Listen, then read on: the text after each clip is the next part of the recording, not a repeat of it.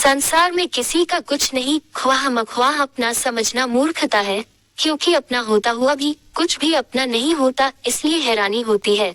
घमंड क्यों, किस लिए, किसका? कुछ रुपये दान करने वाला यदि यह कहे कि उसने ऐसा किया है, तो उससे बड़ा मूर्ख और कोई नहीं। और ऐसे भी हैं जो हर महीने लाखों का दान करने हैं, लेकिन उसका जिक्र तक नहीं करते, न करने देते हैं। वास्तव में जरूरतमंद और पीड़ित की सहायता ही दान है, पुण्य है। ऐसे व्यक्ति पर सरस्वती की सदा कृपा होती है। पर क्या किया जाए, देवताओं तक को अभिमान हो जाता है और उनके अभिमान को दूर करने के लिए परमात्मा को ही कोई उपाय करना पड़ता है। गरुड़, सुदर्शन चक्र तथा सत्यभामा को भी अभिमान हो गया था और भगवान श्री कृष्ण ने उनके अभिमान को दूर करने के लिए श्री हनुमान जी की सहायता ली थी। श्री कृष्ण ने अपनी पत्नी सत्यभामा को स्वर्ग से पारिजात लाकर दिया था और वह इसीलिए अपने आप को श्री कृष्ण की अत्यंत प्रिया और अति सुंदरी मानने लगी थी। सुदर्शन चक्र को यह अभिमान हो गया था कि उसने इंद्र के वज्र को निष्क्रिय किया था, वह लोकालोक के अंधकार को दूर कर सकता है। भगवान श्री कृष्ण अत्यंत उसकी ही सहायता लेते हैं। गरुड़ भगवान कृष्ण का वाहन था। वह समझता था भगवान मेरे बिना कहीं जा ही नहीं सकते, इसलिए कि मेरी गति का कोई मुकाबला नहीं कर सकता। भगवान अपने भक्तों का सदा कल्याण करते हैं, इसलिए उन्होंने हनुमान जी का स्मरण किया। तत्काल हनुमान जी द्वारिका आ गए। जान गए कि श्री कृष्ण ने क्यों बुलाया है। श्री कृष्ण और श्री राम दोनों एक ही हैं, वह ये भी जानते थे, इसीलिए सीधे राजदरबार नहीं गए। कुछ कौतुक करने के लिए उद्यान में चले गए। वृक्षों पर लगे फल तोड़ने लगे, कुछ खाए, कुछ फेंक दिए। वृक्षों को उखाड़ फेंका, कुछ तो तोड़ डाला। बाग वीरान बना दिया। फल तोड़ना और फेंक देना हनुमान जी का मकसद नहीं था, वह तो श्री कृष्ण के संकेत से कौतुक कर रहे थे। बात श्री कृष्ण तक पहुंची। किसी वानर ने राजोद्यान को उजाड़ दिया है, कुछ किया जाए। श्री कृष्ण ने गरुड़ को बुलाया, कहा जाओ सेना ले जाओ, उस वानर को पकड़ कर लाओ। गरुड़ ने कहा प्रभु, एक मामूली वानर को पकड़ने के लिए सेना की क्या जरूरत है, मैं अकेला ही उसे मजा चखा दूंगा। कृष्ण मन ही मन मुस्करा दिए, जैसा तुम चाहो, लेकिन उसे रोको जाकर। वेंतीय गए, हनुमान जी को ललकारा, बाग क्यों उजाड़ रहे हो, फल क्यों तोड़ रहे हो, चलो तुम्हें श्री कृष्ण बुला रहे हैं। हनुमान जी ने कहा मैं किसी कृष्ण को नहीं जानता, मैं तो श्री राम का सेवक हूँ, जाओ कह दो मैं नहीं आऊंगा। गरुड़ क्रोधित होकर बोला तुम नहीं चलोगे तो मैं तुम्हें पकड़ कर ले जाऊंगा। हनुमान जी ने कोई उत्तर नहीं दिया। गरुड़ की अनदेखी कर वह फल तोड़ने रहे। गरुड़ को समझाया भी, वानर का काम फल तोड़ना और फेंकना है, मैं अपने स्वभाव के अनुसार ही कर रहा हूँ, मेरे काम में दखल न दो, क्यों झगड़ा मोल लेते हो, जाओ मुझे आराम से फल खाने दो। गरुड़ नहीं माना। तब हनुमान जी ने अपनी पूंछ बढ़ाए और गरुड़ को दबोच लिया। उसका घमंड दूर करने के लिए कभी पूंछ को ढीला कर देते, गरुड़ कुछ सांस लेता, और जब कसते तो गरुड़ के मानो प्राण ही निकल रहे हो। हनुमान जी ने सोचा भगवान का वाहन है, प्रहार भी नहीं कर सकता, लेकिन इसे सबक तो सिखाना ही होगा। पूंछ को एक झटका दिया और गरुड़ को दूर समुद्र में फेंक दिया। बड़ी मुश्किल से वह गरुड़ दरबार में पहुंचा।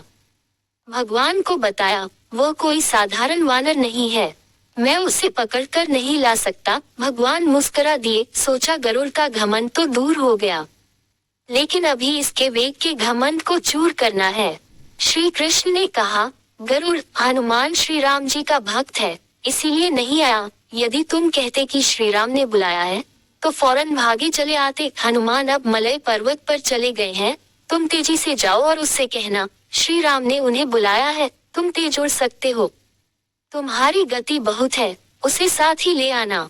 गरुड़ वेग से उड़े, मलय पर्वत पर पहुंचे। हनुमान जी से क्षमा मांगी, कहा भी श्री राम ने आपको याद किया है, अभी आओ मेरे साथ, मैं तुम्हें अपनी पीठ पर बिठाकर मिनटों में द्वारिका ले जाऊंगा। तुम खुद चलोगी तो देर हो जाएगी, मेरी गति बहुत तेज है, तुम मुकाबला नहीं कर सकते। हनुमान जी मुस्कुराए, भगवान की लीला समझ गए, कहा तुम जाओ, मैं तुम्हारे पीछे ही आ रहा हूँ। द्वारिका में श्री कृष्ण राम रूप धारण कर सत्यभामा को सीता बना सिंहासन पर बैठ गए। सुदर्शन चक्र को आदेश दिया, द्वार पर रहना, कोई बिना आज्ञा अंदर न आने पाए।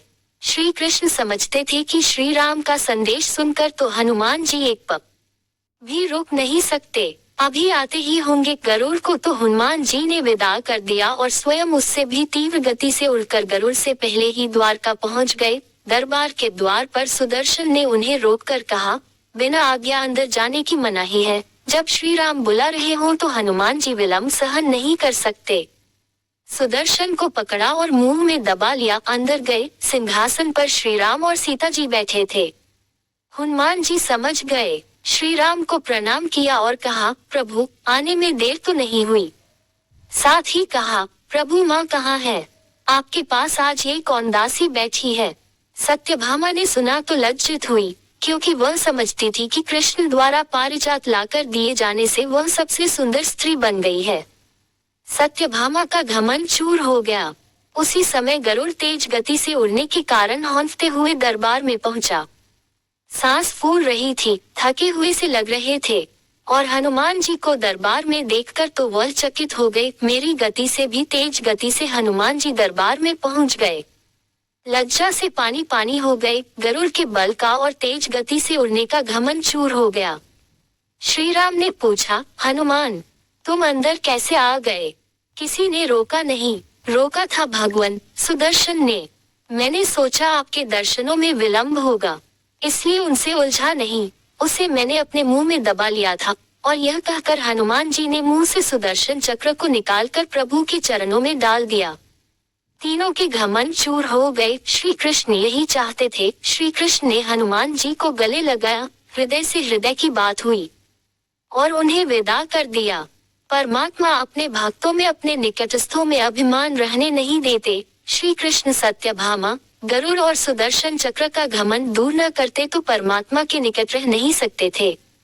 और परमात्मा के निकट रह ही वह सकता है जो मैं और मेरी से रहित है। श्री राम से जुड़े व्यक्ति में कभी अभिमान हो ही नहीं सकता। न श्री राम में अभिमान था, न उनके भक्त हनुमान में। न श्री राम ने कहा कि मैंने किया है और न हनुमान जी ने ही कहा कि मैंने किया है। इसलिए दोनों एक हो गए, न अलग थे न अलग रहे।